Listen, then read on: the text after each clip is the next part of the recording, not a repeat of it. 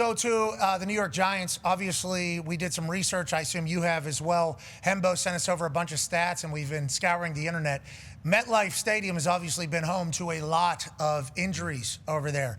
Malik Nabers, who's obviously electrifying, and Giants fans were putting him as in the top pantheon of wide receivers in the NFL already, and he's just a couple years in. Obviously from wide receiver U down there at LSU, an absolute beast on the field. Tears his ACL is what the fear is yesterday on MetLife. And then you go through the history of MetLife. I think they changed their turf in the last couple of years. I forget, they went from one particular brand of turf to another brand of turf. That turf was supposed to be more like grass because they understood that they had a little bit more injuries and issues than literally everywhere else. Now this is still happening. So, Schefter, what is the conversation about the MetLife turf? Because anytime this happens, obviously turf versus grass conversations come up. We heard Josh Allen literally 2 weeks ago with us talk about the new Buffalo Bills stadium, and he said, we got grass. That was a big deal for him. It's a big deal for players. Will this Nabers injury spur anything? And what are you hearing out of the New York Giants facility? Well, they did redo the field in March of 23. And so it was, 2.5 years ago that they put in a new turf field at that point in time. You see the list of players there that have gone down. I'm sure there are a lot of players that have gone down in every stadium. It just feels like that stadium. I don't know. It does feel like we get more, and I'm with Josh Allen. I think everybody's with Josh Allen.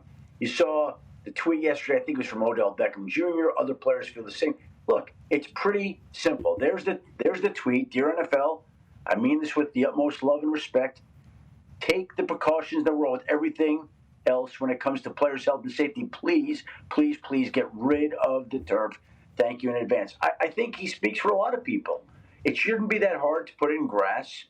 How much of Nabers' injury is because of the who knows? I don't know how to answer that other than there seemed to be a high number of injuries on that MetLife field that forced them to change the turf. But they change it, and Aaron Rodgers goes down and tears his Achilles in the first game right after that happens. Yeah. Is that I don't?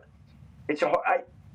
I don't know. I don't know what to say about it, Pat. I mean, I'd be curious to know if a doctor has any concerns, but the number of players, it's too long to ignore.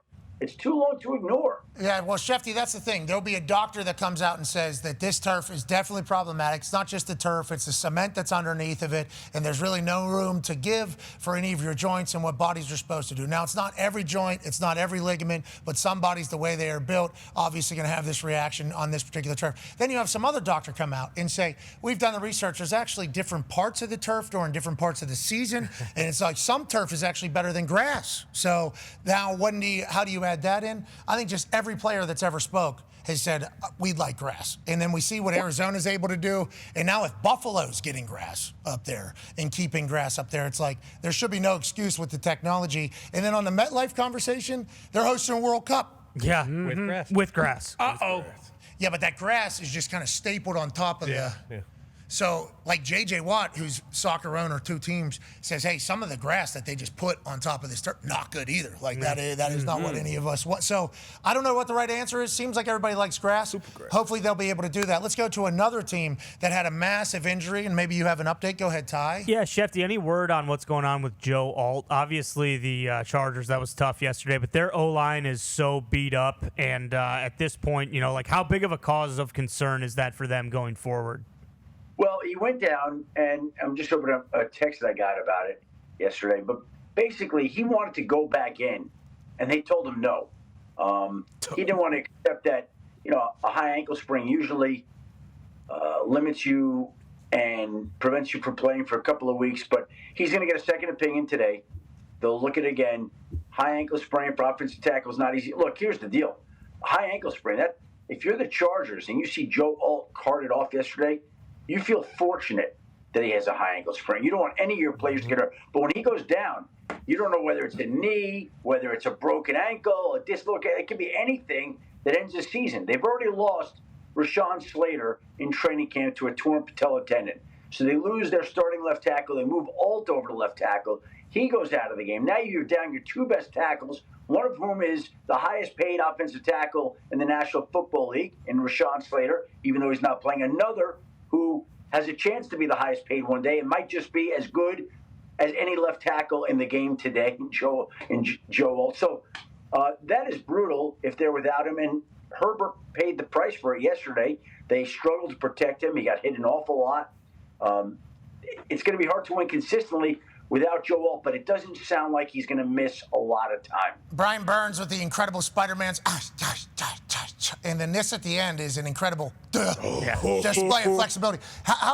What is his dims? Do we hear what his dims are? 6'5", 240, 250 is what I remember. He's way too big to be able to move that smooth down into that. That is unbelievable. But on that note, that Giants D-line, okay, not a good time to be down offensive lineman. Sexy Dexy almost cribbed that thing. Yeah. I mean, that was unbelievable. I can't believe he got tackled like the 2 yard. I felt so bummed out for him. You know, these big guys, these massive guys, especially Hall of Fame type guys, having a touchdown. Instead, you're down at the 3. Thought Herbert liked football. Well, kind of ruined it, didn't he? Should have let him have that. Should have let him have tackle, that. But Dexy moving like that, Dart and Dable on the offensive side. Do the Giants have a little bit of hope? Bruce, do we have hope right now? Oh, you're muted. Oh, yeah, we are all the way back. Competitive football is back in the Giants world. Shades of Mahomes, shades of Josh Allen, shades of Ken Stabler from the Young Jackson Dart. I'm fired up. What about Scottaboo? What do you think about Scottaboo? He's like an all-star meets. Yeah, he's absolutely unbelievable. The duo of them, him lead blocking for Dart on the QB ISO, it's just a thing of beauty. Look at the future of the Giants, Schefter. You look like you had something to say about the future over there. Listen, Cam Scatterbo looks like John Riggins. You got Jackson Dart who's around. He's plus some juice, although he's taking way too many hits yesterday. But here's the issue, and I'm not trying to be Debbie Downer here, but when you go out and lose Malik Nabers, you're talking about a transcendent talent. He is as good as anybody in the game at what he does. What? And there's no way that you could lose a guy like that and not have it impact your team for the final 13 games of the season. It's just brutal to see that happen the way it did. And I hope he's okay.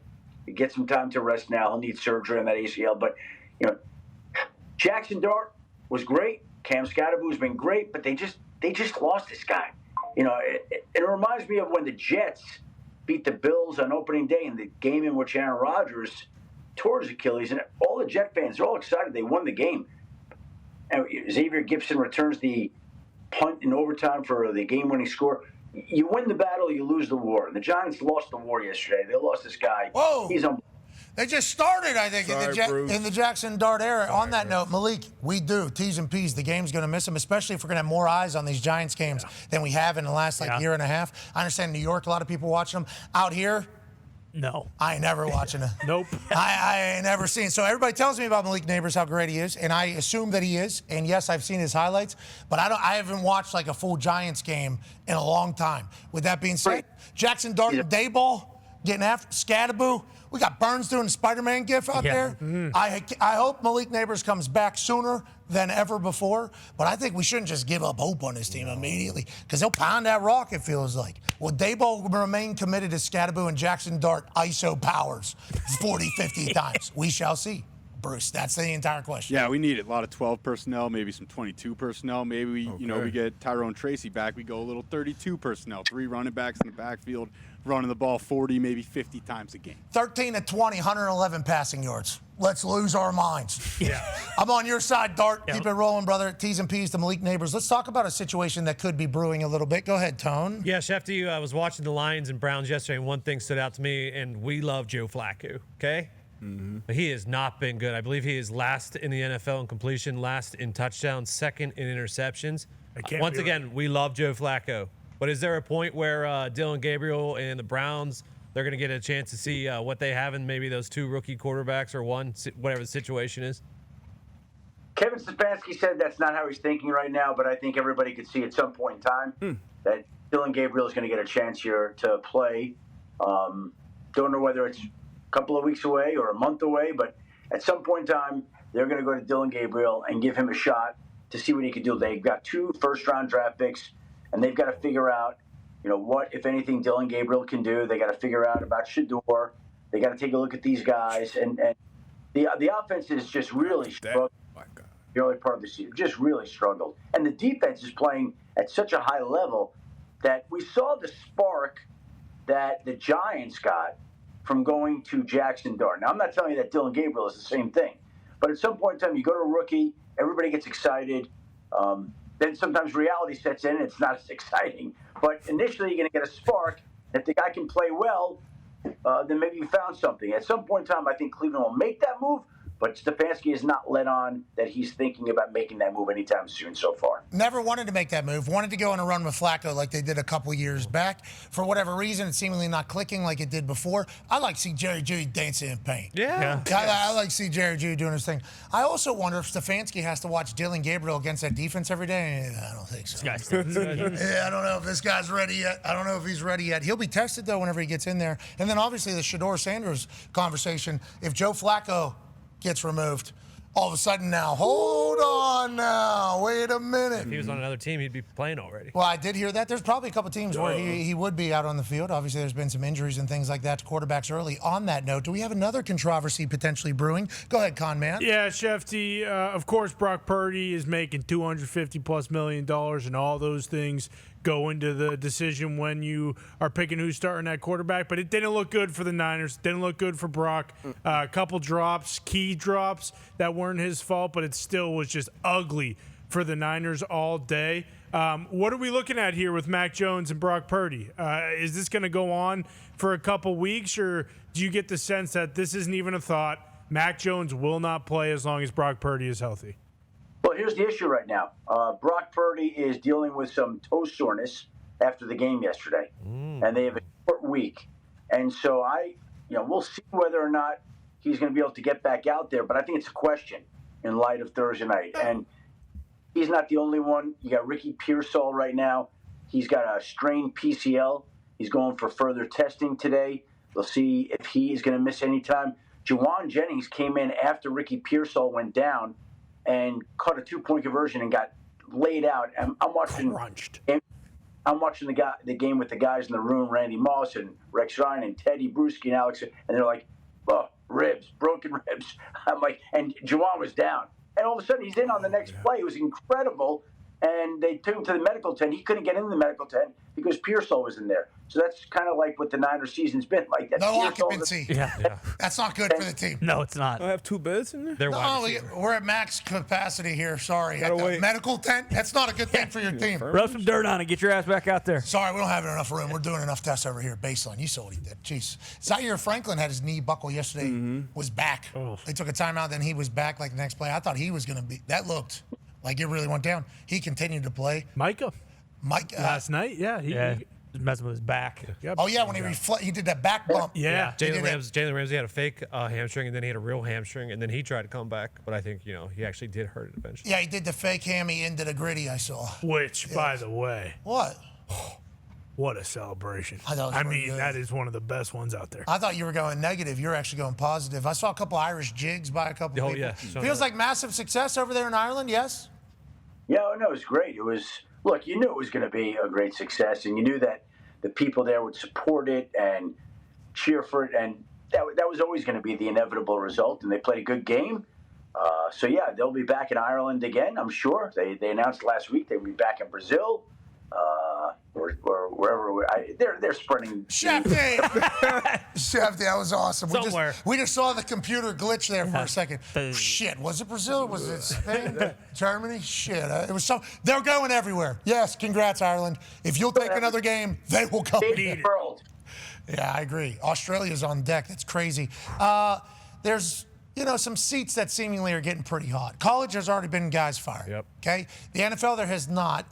D-Bud has a question for you. Yeah, we saw the number 1 pick, Cam Ward, speak after the game and showed his obvious frustration with what's going on. Already 0-4 right now.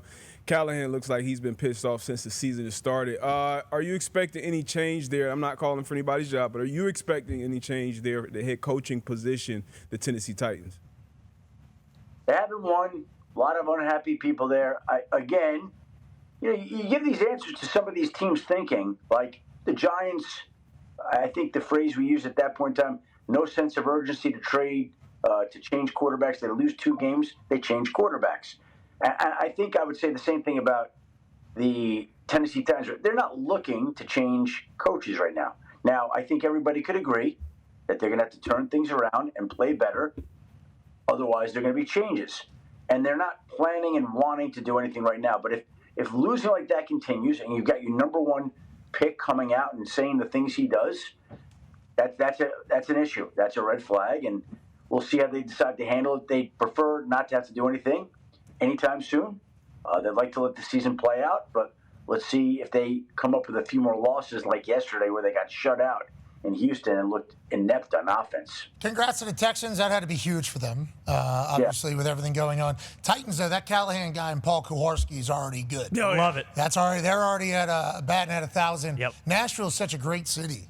I assume that job would be very much desirable for especially if you believe in Cam. And I do. After every answer he gives, I believe in him more. For sure. I believe in him more down there. Okay, let's look to tonight. We only have 2 minutes, Schefty. On that note, Connor was bringing up this morning when we were off air a little bit, like, what if Miami has a terrible performance here in primetime? What does that mean for the future there? Is there anything we should look at tonight storyline-wise?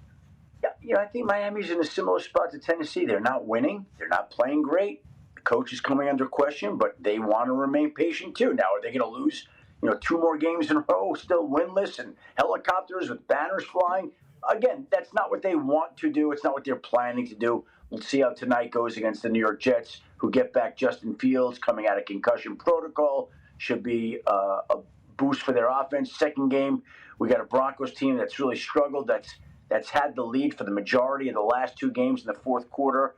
They lost against the Colts. They lost against the Chargers. They easily won both games and didn't. So now they'll be coming home to face the Bengals team that's coming off as bad a game as the team has played this year with Jake Browning at quarterback. They're trying to get back on track. So we got 4 teams tonight that are really trying to make something happen and get something done and get these seasons turned around before it's too late. Tonight's consummate pretender or consummate contender for the rest of the season, we find out at 7:15 on ESPN and 8:15 on ABC. Monday Night Football doubleheader. We appreciate the hell out of you. That's Adam Schefter. Got a baby Schefter.